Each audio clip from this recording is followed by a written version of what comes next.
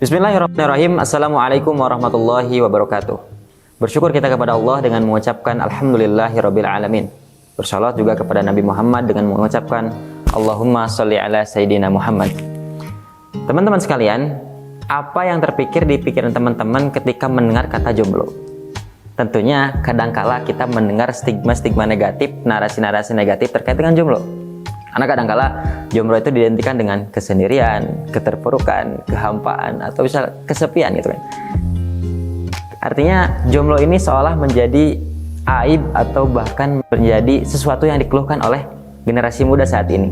Sehingga kecap-acap kali jomblo ini menjadi objek untuk pembulian atau misalkan penghinaan daripada teman-teman kita gitu kan. Lalu apakah memang nyatanya jomblo itu seperti itu? Coba kita lihat dari sudut pandang yang lain. Apakah memang jomblo ini adalah sesuatu yang perlu kita keluhkan atau justru adalah sesuatu yang patut kita syukuri? Coba kita lihat. Mungkin dengan jomblo ini bisa saja Allah memberikan waktu luang, Allah memberikan waktu yang lebih panjang untuk kita, untuk kemudian kita di sana memantaskan diri, untuk kemudian di sana kita lebih kemudian menggali ilmu, atau bahkan Allah lebih ridho kita jomblo daripada kita bersama dengan seseorang dalam kemaksiatan. Sehingga dengan hal-hal tersebut kita mampu menjadi seseorang yang bermanfaat bagi umat, khususnya untuk diri kita sendiri, dan yang lebih itunya adalah untuk umat. Kita mampu bermanfaat untuk umat karena kita tahu dalam sabda Nabi bahwa khairun nas anfa'uhum linnas, bahwa sebaik-baik manusia adalah yang bermanfaat bagi orang lain.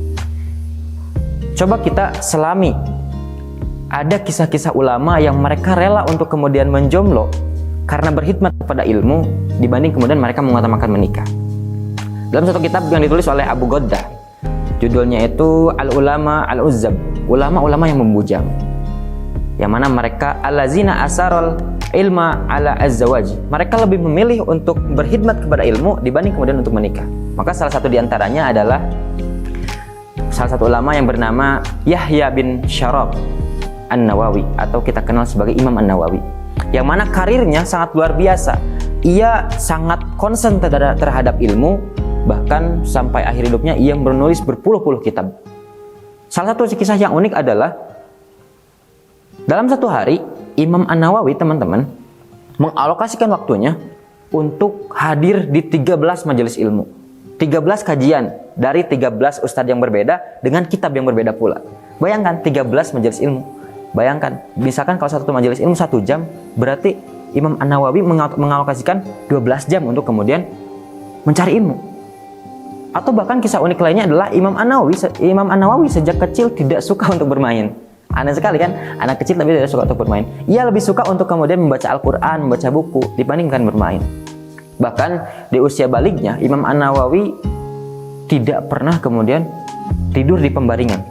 Ia tidur dalam keadaan ketiduran, bukan tidur ya, ketiduran.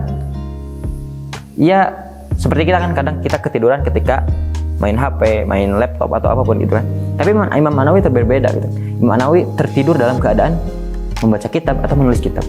Maka inilah kita bisa melihat bahwa jomblo bukanlah sebuah aib, tapi jomblo adalah suatu peluang untuk kita.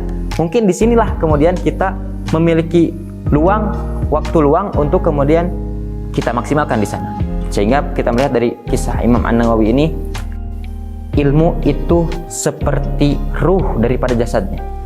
Ilmu itu menjelma sebagaimana air bagi tanaman.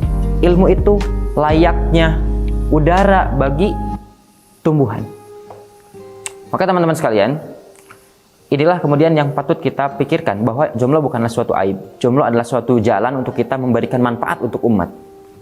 Dan saat ini, di akhir zaman ini, kita mendengar sabda Nabi bahwa di akhir zaman ini penuh dengan fitnah, bahwa jomblo kemudian diserang dari berbagai arah untuk kemudian diarahkan menuju kehidupan hedonis, kepada kehidupan penuh kemudian angan-angan dan keinginan, berlandaskan hanya hal itu saja tanpa kemudian berlandaskan pada ridha Allah. Kemudian juga serangan pemikiran ataupun misalkan pergaulan bebas, yang itu sangat berbahaya bagi pemuda gitu. Bagi jomblo utamanya, mereka didorong untuk kemudian pacaran di luar nikah atau misalkan berhubungan di luar nikah. Nauzubillah min dzalik. Maka teman-teman, dari hal tersebut kita mengambil hal bahwa jomblo punya potensi besar, jomblo punya kesempatan besar untuk memberikan manfaatnya untuk umat. Maka teman-teman, Dari hal tersebut, apakah kita masih berpikir bahwa jomblo adalah aib? Tentu tidak. Dan juga teman-teman, seberapa besar kemudian dari kejombloan kita ini manfaat yang kita torehkan untuk kita sendiri, bahkan untuk umat ini, seberapa besar? Perlu kita pikirkan. Wallahu a'lam bishawab. Wassalamualaikum warahmatullahi wabarakatuh.